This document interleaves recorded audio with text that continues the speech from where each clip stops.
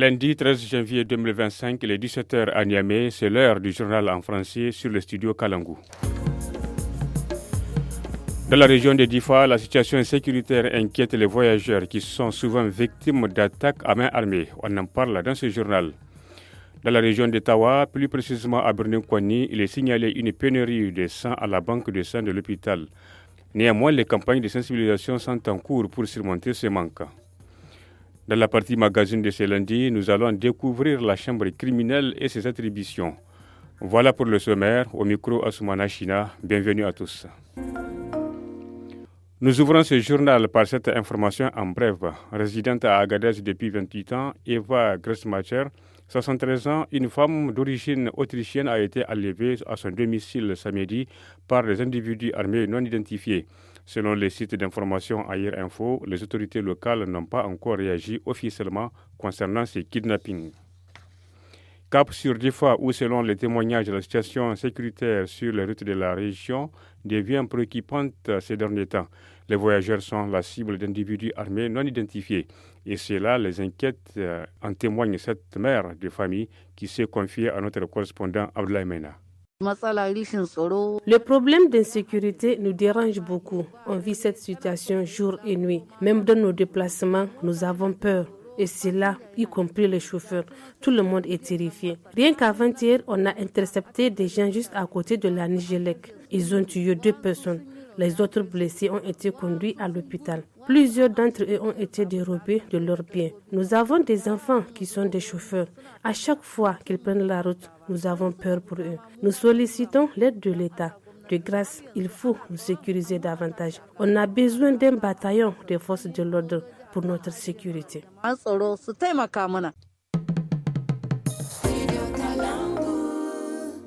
Direction région de Tawa pour parler de la santé. La banque de sang de l'hôpital du district sanitaire de la ville de Kouani fait face à une pénurie de sang. Au vu de la situation, des campagnes de sensibilisation sont initiées à travers des sketchs, annonces radio, voire même des requêtes sur Internet. Pour plus de détails, écoutons Madame Boubacar Hadiza Issa Karijo au micro de Haruna Ibrahim. Le problème de manque de sang est toujours fréquent à Kouani. Les jeunes doivent comprendre que donner son sang, c'est sauver une vie. Et cela peut arriver à tout le monde. Malheureusement, les jeunes n'ont pas bien compris le message. En plus du don de sang qui est très bénéfique, le fait de donner son sang vous permet aussi de vérifier si votre sang est bien portant ou bien vous êtes une personne malade. Si c'est le cas, vous pouvez bénéficier d'un traitement. C'est vraiment important que les gens viennent donner leur sang. Comme vous le constatez, notre banque de sang est vide. On a un besoin crucial de sang ici à Kouani. Je lance un appel à la population de nous aider, de venir donner leur sang. Même si le donneur est malade, personne ne le saura. C'est strictement confidentiel. C'est entre lui et son médecin qui va lui dire les conduites à tenir, y compris le traitement adéquat. À Maradi, au total, 150 facilitateurs communautaires en protection de l'enfant FACOM ont dressé le bilan de 3 semaines d'activité axées sur le changement de comportement. Sabi Issoufou, responsable divisionnaire au service régional de la protection de l'enfant, explique l'apport de ces facilitateurs communautaires pour ces 150 villages de Maradi. Il est au micro de Mohamed Maman. Les facilitateurs communautaires font la formation des comités villageois de protection de l'enfant qui sont composés de 15 villageois, dont le chef du village, le griot, une adolescente, une femme, l'enseignant, l'agent de la santé. Donc ils travaillent mutuellement ensemble dans le cadre de la protection de l'enfant. Et les facilitateurs communautaires sont dans les villages pour sensibiliser les villageois à un changement de comportement. Donc vous savez, au village, vous allez tout voir. Il y a même certains maris qui empêchent leurs femmes d'aller au dispensaire dans le cadre de la consultation prénatale. Donc l'accouchement à domicile, c'est fréquent au village. La scolarisation de la jeune fille, tout ça là, donc elles partent au village dans le cadre de changement de comportement. Même si les femmes comme quittent le village parce qu'il est là pour 1 an, 7 mois, elles sont outillées donc dans le cadre de la protection de l'enfant. Les étudiants des différents établissements scolaires de Balayara ont bénéficié d'une formation sur les conséquences de la consommation de drogue en milieu scolaire. Une séance organisée par l'Office central de répression du trafic illicite de stupéfiants OCRITIS en collaboration avec les structures de jeunesse. Écoutons les explications du commissaire Maïtambari Naraï Salissou, chef d'antenne OCRITIS de Balayara, au micro de Hassan Moumouni. On constate qu'il y a des élèves qui ça donne à la consommation de la drogue. Malheureusement, il y a un mythe qui court, soit disant que en consommant de la drogue, ça peut augmenter l'intelligence. C'est faux. C'est un mythe qu'il faut débarrasser de votre esprit. Donc l'objectif général de cette activité, c'est de connaître les dangers de la consommation de la drogue en milieu scolaire, d'identifier les effets de la consommation de la drogue sur non seulement la santé mentale, mais aussi sur la santé physique, mais également identifier les différents textes qui répriment la consommation de la drogue en matière de lutte contre la drogue au Niger. Après l'annonce des dates des prochains examens scolaires, nous nous sommes intéressés sur le déroulement du dépôt de dossiers d'inscription. Notre correspondant à Gaïa s'est entretenu avec Seydou Guérou Maïtunga, inspecteur de l'enseignement secondaire général. Il appelle les parents d'élèves à respecter les délais. Il est au micro de Fadel Alou. Les dossiers sont en train de venir dans les différents établissements et actuellement nous avons demandé aux différents établissements de nous faire la situation des candidats à ces examens-là. Des fois, pour le BPC, ça traîne parce que certains élèves, jusqu'en troisième, n'ont pas d'extrait de naissance et la nationalité. Donc, vous voyez, ce qui constitue en quelque sorte un handicap. Raison pour laquelle nous passons à sensibiliser les parents pour qu'ils puissent faire ça à temps. Dès que l'élève se trouve en quatrième, normalement, on demande à ce que les parents commencent à constituer les dossiers pour que ça ne constitue pas un handicap à l'année de l'examen. Depuis quelques jours, le fleuve Niger est un crue appelée crue guinéenne. Elle a occasionné des inondations dans plusieurs localités. À Niamey, au quartier Kombo, les eaux ont envahi beaucoup de jardins et certaines habitations. Écoutons la réaction de quelques habitants recueillis par Hassan Nourou Abdraman. Je suis Humura, habitant du quartier Kombo. S'agissant de la crue, nous n'y pouvons rien, car chaque période a ses aléas. Je suis natif de ce quartier, mais je n'ai jamais vu une crue guinéenne aussi intense. Dans cette école, les classes sont fermées à cause de la montée des eaux. Les élèves ne peuvent même pas prendre les cours.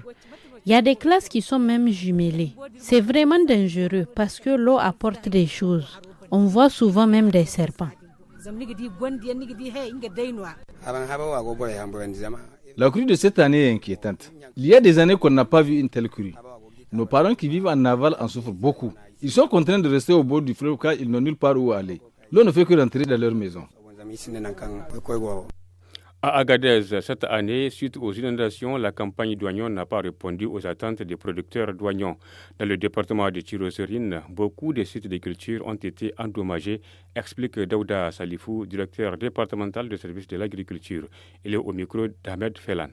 Cette année, la campagne d'oignons n'a pas du tout répondu aux besoins des producteurs parce que l'inondation a provoqué tellement de pertes sur la culture d'oignons. Environ 5700 planches ont été dévorées suite à l'inondation. Ce qui fait que les producteurs ont beaucoup perdu et ne sont pas en train de poursuivre la culture d'oignons. Et vous-même, vous allez constater le pénurie ou bien le manque sur le marché. Mon appel à l'endroit des producteurs, c'est de pouvoir varier les cultures, de ne pas se focaliser sur une seule culture. Parce que comme vous constatez dans la région d'Agadez en général, les producteurs s'adonnent seulement à la culture d'oignons en saison hivernale. Ce qui fait que dès qu'ils perdent maintenant, c'est des soucis. Maintenant, c'est de voir comment ils vont essayer de varier les cultures et de ne pas se cantonner sur la culture d'oignons seulement. 25 associations de femmes du département d'Arlit, région d'Agadez, vont bénéficier d'une aide financière pour développer les activités de leurs membres. Hajia Habsou, la présidente de l'organisation donatrice AFNEC, explique l'objectif recherché à travers leurs gestes. Elle est au micro de Montari Abdoulaye. On va donner cet appui aux femmes vulnérables qui se sont constituées en groupement ou association. Nous avons programmé de donner à 25 structures féminines qui sont basées à Arlit. C'est une somme de 500 000 francs. On ne prend pas de bénéfice. C'est un fonds de commerce qu'on donne aux femmes. Le temps nécessaire, elles vont retourner l'argent pour qu'on puisse donner à d'autres bénéficiaires. Les structures qui ont été sélectionnées seront à Agadez pour suivre des formations sur la vie associative et l'éducation financière, car ça ne sert à rien d'octroyer une somme importante à une organisation féminine sans pourtant lui apprendre comment gérer et fructifier l'argent.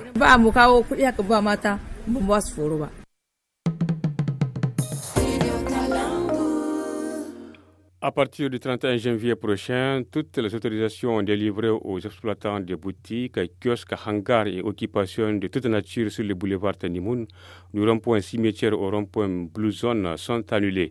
L'annonce a été faite le 7 janvier 2025 par arrêté de la ville de Niamey.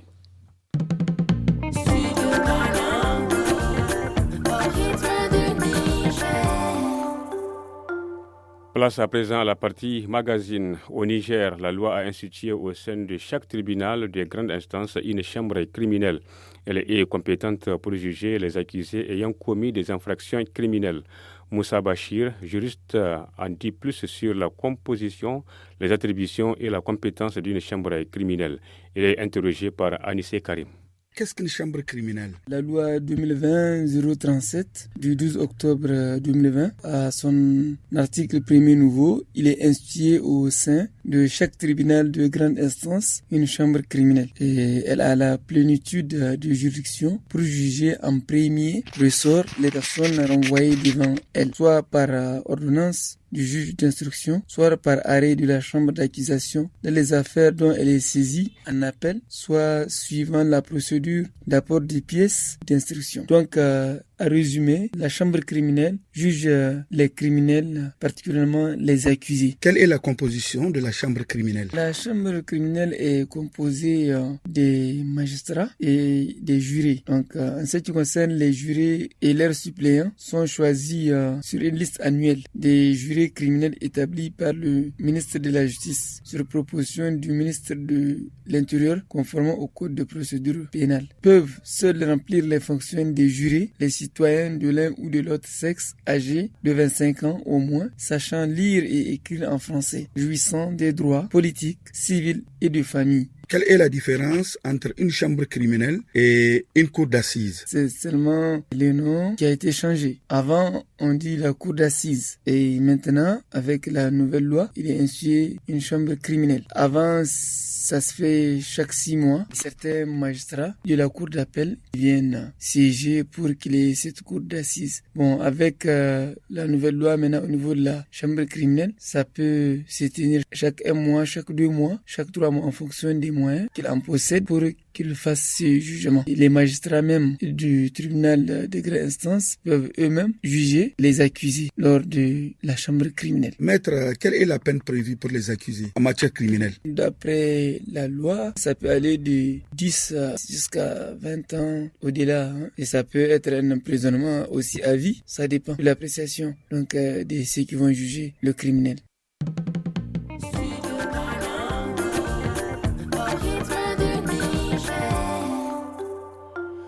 Ainsi prend fin ce journal. Merci de l'avoir suivi. Au revoir.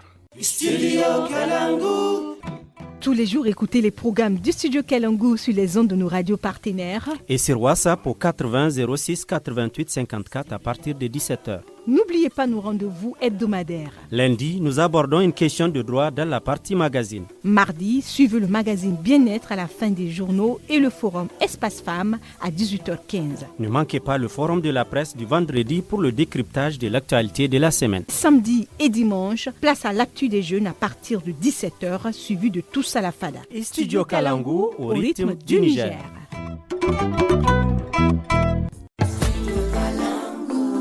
Chers auditeurs et auditrices du Studio Kalangu, à compter du 1er janvier 2025, le réseau des radios partenaires passe de 52 à 30 radios dans tout le pays.